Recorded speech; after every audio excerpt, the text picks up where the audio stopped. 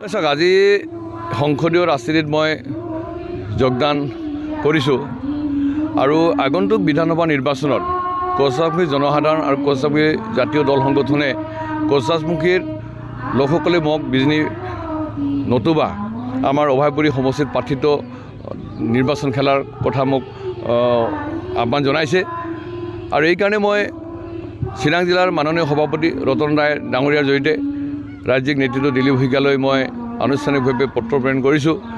আগন্তুক বিধানসভা নিৰ্বাচনত বিজনী বিধানসভাৰ পৰা মোক প্ৰাৰ্থিত্ব প্ৰদান কৰিবৰ কাৰণে আৰু মই বিশ্বাস যে কেন্দ্ৰীয় আৰু ৰাজ্যিক নেতৃত্বই বা আমাৰ ৰাজ্যিক নেতৃত্বত যিসকল প্ৰভাৰী আছে নিৰ্বাচনী কমিটিত যিসকল দায়িত্বৰত ব্যক্তিসকল আছে তেওঁলোকে মোৰ এই আবেদনখন তেওঁলোকে বিবেচনা কৰি বিজনী সমষ্টিত তেওঁলোকে প্ৰাৰ্থিত্ব প্ৰদান কৰিব। যোৱা বিদেশী নিৰ্বাচনত ভাৰতীয় জনতা পাৰ্টীয়ে যি ধৰণে আমি আসন পাব লাগিছিল বা যি ধৰণে পোৱাৰ আশা কৰিছিলোঁ আশানুৰূপ আমি ফল আমি নাপালোঁ।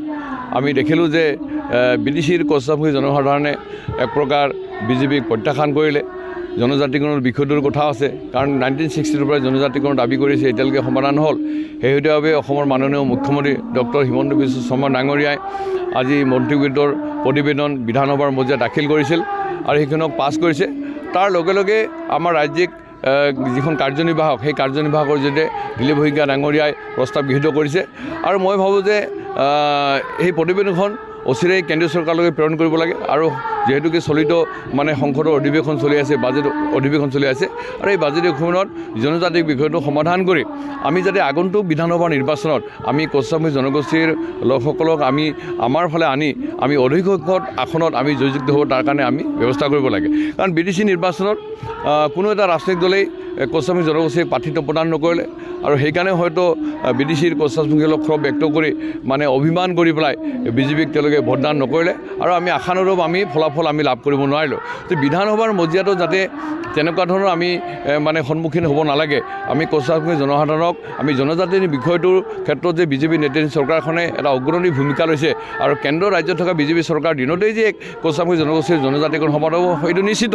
সেই কথাটোক আমি লৈ পেলাইও আমি কোচৰাজমুখী জনগোষ্ঠীৰ সংসদীয় ৰাজনীতিত আমাৰ বিষয়বিলাক সমাধান কৰাৰ ক্ষেত্ৰত যাতে আমি উপযুক্ত প্ৰাৰ্থী আমি বিধানসভাৰ মজিয়ালৈকে নিব পাৰোঁ, তাৰ কাৰণেও কোচৰাজমুখী জনসাধাৰণে বিচাৰিছে আৰু মই আশা কৰোঁ আমাৰ কেন্দ্ৰীয় নেতৃত্ব মাননীয় প্ৰধানমন্ত্ৰী আমাৰ মোদী ডাঙৰীয়া, আমাৰ নতুন ৰাষ্ট্ৰীয় সভাপতি নবীন নীতিশ ডাঙৰীয়া, আমাৰ ৰাজ্যিক সভাপতি মাননীয় দিলীপ শইকীয়া ডাঙৰীয়া, মাননীয় মুখ্যমন্ত্ৰী ডক্টৰ হিমন্ত বিশ্ব শৰ্মাই কোচৰাজমুখী জনগোষ্ঠীক আগন্তুক বিধানসভা নিৰ্বাচনত আমাৰ গলগঞ্জ, বিলাসীপাৰা, বঙাইগাঁও, অভয়পুৰী, বিজনী, বাঘশংগুৰি, চৰবক, ভৱানীপুৰ আৰু মানৱ সমষ্টিত কোচৰাজমুখী জনগোষ্ঠীক প্ৰাৰ্থিত্ব প্ৰদান কৰি এই জনগোষ্ঠীটোক ৰাজনৈতিকভাৱে আগুৱাই যোৱাৰ ক্ষেত্ৰত এক সক্ৰিয় ভূমিকা ল'ব বুলি মই বিশ্বাস কৰোঁ।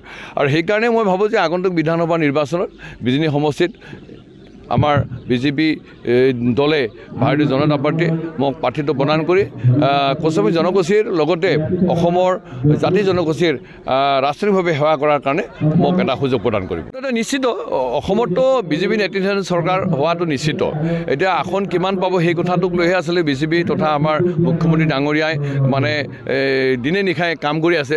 গতিকে বিজেপিৰ বিকল্প অসমত কোনো নাই। আজি অন্যান্য ৰাজনৈতিক দলবিলাকে যি ধৰণে কথা নকওক বা আজি তেওঁলোকে মিত্ৰতাৰ মহাজোটবন্ধন কৰিবলৈ যি ধৰণে প্ৰচেষ্টা নকৰক বিজেপিক তেওঁলোকে পদাঘাত কৰিবৰ কাৰণে, এইটো কোনো কাৰ্যই হোৱা নাই। সেই অখিল গগৈ ডাঙৰীয়া হওক, লুৰিণজ্যোতি ডাঙৰীয়া হওক, অজিত ভূঞা ডাঙৰ হওক, গৌৰৱ গগৈ ডাঙৰীয়া হওক, যিমান গগৈয়ে লগ নালাগক কিয় তেওঁলোকে বিজেপি কোনো কাৰণতে শাসনৰ পৰা অফৰাব নোৱাৰে, এইটো নিশ্চিত। আৰু ইতিমধ্যেই আমাৰ NDAৰ যিবিলাক ৰাজনৈতিক দল আছে সকলোৱে ইতিমধ্যে আমাৰ তেওঁলোকৰ লগত ৰাজনৈতিক কুচকাৱাজ আৰম্ভ কৰিছে। বিভিন্ন সমষ্টিত এক প্ৰকাৰ প্ৰাৰ্থিত্ব বাছনিৰ ক্ষেত্ৰত যৎপৰোনাস্তি আৰম্ভ কৰিছে। গতিকে মই ভাবোঁ যে বিজেপি নেতৃত্বাধীন চৰকাৰ পুনৰ অধিষ্ঠিত হ'ব আৰু মোক যদি জনতা পাৰ্টীয়ে বিজনী সমষ্টিত প্ৰাৰ্থিত্ব প্ৰদান কৰে তেতিয়াহ'লে NDAৰ প্ৰাৰ্থী হিচাপে বিজনী সমষ্টিত জয়যুক্ত হোৱাটো একদম 100% নিশ্চিত।